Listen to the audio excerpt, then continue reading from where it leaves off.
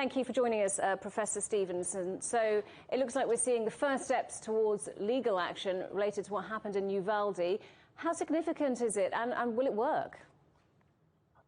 It's very significant, and we will see if it works. A similar suit was brought after the school shooting in Connecticut in 2012, and just this past February finally settled for $73 million. Now, the catch is that this took advantage of the laws in that state, and so the outcome will vary a little bit from state to state, depending on what the state advertising laws are. On the other hand, the gun company in this case had even more, I think, egregious advertising or controversial advertising than happened with the gun maker in the Connecticut case.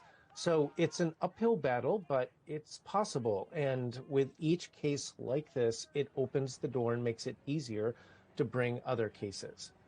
Now, every time there's a mass shooting in the United States, there seems to be calls for tighter gun control. But at the end of the day, nothing seems to change. Why does the pro-gun lobby have such a big hold in the United States?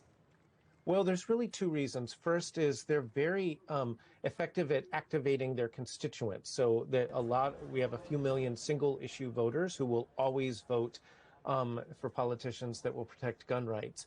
And the second thing is that our electoral system basically makes the votes of people who live in rural areas count more than they have more voting power than people who live in densely populated areas. And the problem is that a lot of the guns are owned by people in rural areas, and a lot of the gun violence happens where people are in densely populated areas. So the people who live in rural areas and are more likely to own guns actually have more voting power than the people who live in the big cities.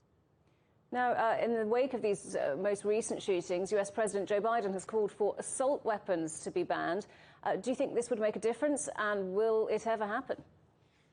It will definitely make a difference, and I don't think it will happen this time. I think that the partisan split in the Senate is just too close, and they won't be able to get something that has that much opposition through. They're more likely to get some very modest changes, like maybe raising the age limit from or lowering the age limit from 21 to 18. But I think we're years away from a complete ban on assault weapons nationwide, although a few more states, every time this happens, ban assault weapons in their states, like New York just did.